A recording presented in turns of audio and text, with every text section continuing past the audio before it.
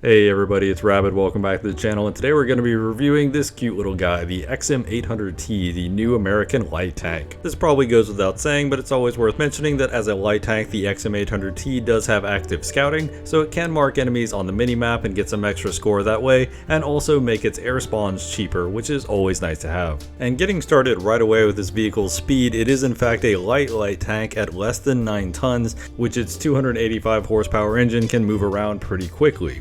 The maximum speed is just short of 90 kph forward, which is excellent, and I found anecdotally you could hit around 70 something kph pretty consistently, so in any kind of straight line at all, this vehicle does zip around very well. It also turns and maneuvers very excellently given its lightweight and its high power. However, the big crux of its mobility is its reverse gear, which is only 13.9 kph max, which is actually kind of terrible for a vehicle in its weight class.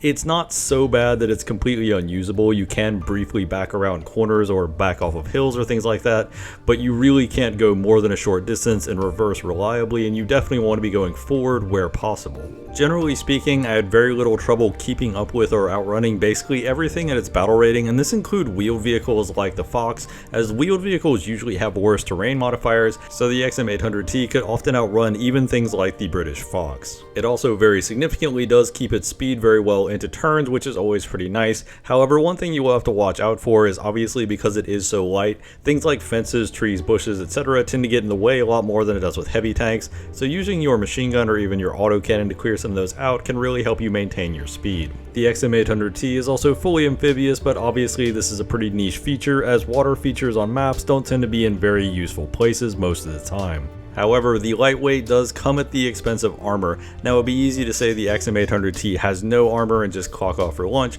but a vehicle's net survivability can often involve factors above and beyond raw armor thickness, so I do want to go a bit more into that. Now, the big thing to note about armor thickness is not only can every other main gun shell cut through you, but even heavy machine guns like 50 cals and Dushkas can tear you apart from basically any angle and any distance, and this is very important to note, obviously, because quite a few tanks have these, and even while their main gun is on reload, these machine guns will often be available. Now, there is one saving grace the XM800T has that some other tanks don't, and that is it is an American light tank, and thus you do not fight USA, and USA tends to have the highest percentage of 50 cals strapped to the top of their tanks out of basically any nation, so not having to fight that actually does help it out a bit, especially because one of your primary opponents, Germany, doesn't put them on hardly any of their vehicles. That being said, you will notice the hitboxes on the Russian tanks' heavy machine guns they mount on their turrets is at best a bit inconsistent. At a glance, I would guess they actually use a static model instead of a dynamic model. That is to say, the hitbox of the machine gun doesn't actually move with the model of the machine gun, and this means that you can't really rely on disabling the machine gun with your autocannon. Other than that, generally things hitting your hull will probably knock you out unless they hit far enough in the back that they only hit the engine. However, shots to the turret tend to be a little more survivable, as you have 2 crew member in there, and a lot of the rounds in this battle rating don't exactly have the best shrapnel patterns. You're talking a lot of things like APDS or heat rounds. Obviously, something like an APHE round that fuses correctly will detonate you, but your armor is thin enough that it actually doesn't fuse a lot of them, so surviving hits to the turret is not uncommon, although I definitely wouldn't recommend it. You'll also notice the ammunition in the tank is actually in a big drum located at the base of the turret, and this means that unless the enemy is hitting low, you don't usually suffer ammo explosions, so it does at least have that going for it. All in all, survivability is definitely not the strong suit of the XM800T, as you will often die to basically everything at any range. And as a bit of a minor side note on the durability, I did notice that 8mm machine guns, the types of which you have on the roofs of German tanks, can actually go through the back of the XM800T at very close range. It's not exactly going to take out your engine right away, but it will do damage to it slowly over time if you stay there long enough, although generally this isn't that much of an issue unless something really weird is happening, but I did find it interesting nonetheless. The XM800T's gun is rather interesting because it's a 20mm autocannon and a fully stabilized mount, and the mount actually has a fairly good traverse speed, about on par with most anti-airs, and can also elevate almost straight vertically, and this allows the XM800T to function as a bit of an ad hoc anti-air and is reasonably effective in the role given the high rate of fire and high velocity of the 20mm autocannon. That being said, what is a gun without the ammunition? The XM800T starts out with a belt of 50-50 mix of armor piercing and high explosive. You can also upgrade as rank 1 upgrades, full belts of high explosive or full belts of armor piercing, and finally you have the HVAP belt at the very bottom at rank 4. Now one big thing to note right off the bat is that the starter belt only penetrates about 57mm of armor, and it also doesn't have the best angled modifier or range modifiers, so you can often find the starter round, even the armor piercing round, struggling with even very lightly armored enemies like BMPs. Upgrading to the full armor piercing belt doesn't really help you that much because it turns out the weapon fires so fast that you don't really notice that much of a difference, and the real problem is just the penetration is so low that even when you're going through, you're often doing very little damage. Given the high rate of fire, the high explosive belt also has very few applications. If you're really that concerned about it, you can just take the 50-50 mix belt and it will do about the same job. All that being said, your experience with the XM800T doesn't really start until you unlock DM63, the HVAP belt, and these shells are incredibly good. They don't have that much more penetration, but their angled performance is a lot better, and this does give them much better internal damage when they do connect. Overall, this belt is actually a lot more effective despite only having a slight increase to penetration.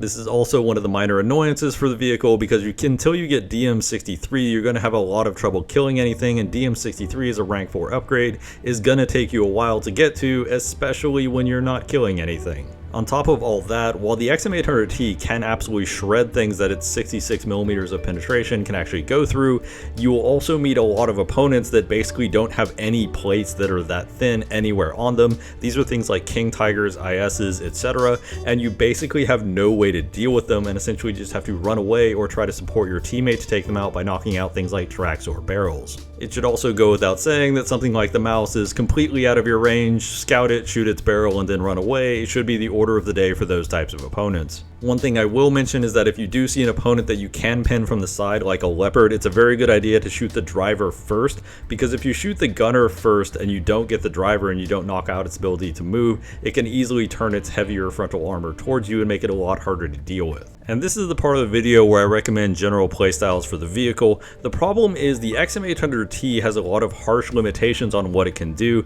It's not the most useful vehicle at very long range, and there are a lot of enemies you can bump into that you don't really stand much of a chance against. In general, I found the best maps were maps like Iberian Castle, where it's a decent sized map with enough lanes that you can easily avoid the major movement avenues, but you also have big dense urban areas where your vehicle can kind of get lost in, consisting of a lot of little nooks, crannies, and side streets. Maps like Advance to the Rhine, while they have a lot of little places for you to go and hide, tend to have very linear movement lanes and don't really have flanking routes that won't run you headfirst into the enemy team. So I found this map was almost a little too claustrophobic and the sightlines were a little too easy for the XM800T to really excel. Maps that are super big and open like Big Poland tend to be some of the worst maps for the XM800T because you will easily run into a lot of opponents sniping that you can't do anything to, and your only course of action is to hope they miss, and if they have a roof-mounted machine gun, they don't even really need to hit you with their main gun.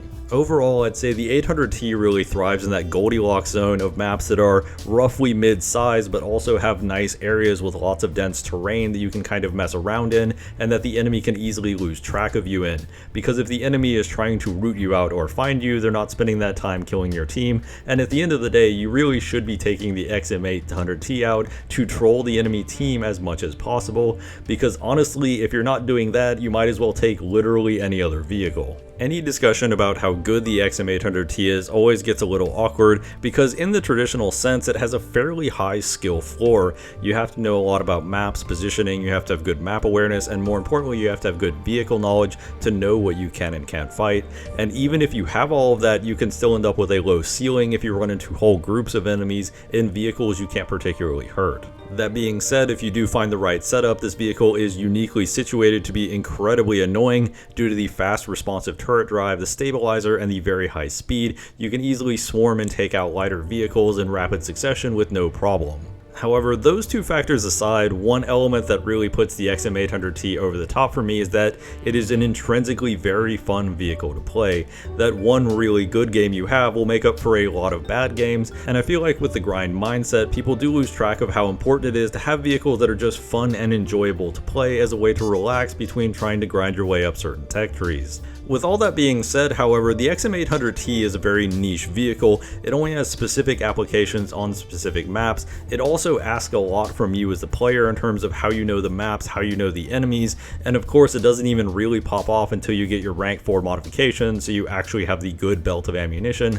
So it is a little tedious to get started with, even though it can be immensely fun once you get all the way to the end. I would broadly say I do definitely recommend picking the vehicle up because what it lacks for in raw efficiency, it really does make up for in a very significant fun factor that's hard to quantify, and honestly I just think the vehicle is a blast to play and I'm glad it's in the game. But of course, those are just my takes on the vehicle. Let me know in the comments down below if you like or dislike the XM800T and its somewhat quirky playstyle. Like and subscribe is always appreciated if you enjoyed the video, and as always, don't commit to shoes.